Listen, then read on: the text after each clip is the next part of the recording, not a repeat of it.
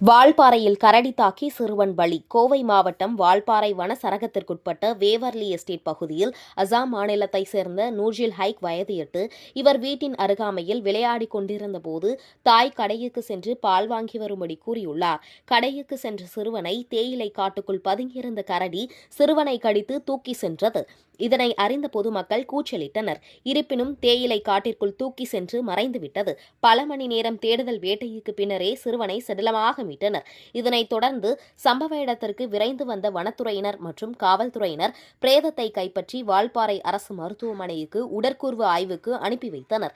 மேலும் காவல்துறையினர் விசாரணை மேற்கொண்டு வருகின்றனர். வால்பாறை பகுதியில் அடிக்கடி இதுபோன்ற வனவிலங்குகளால் உயிரிழப்பு ஏற்படுவதை தடுக்கும் வகையில் வனத்துறையினர் கரடியை கூண்டு வைத்து பிடிக்க வேண்டும் என அப்பகுதி மக்கள் கோரிக்கை வைத்தனர்.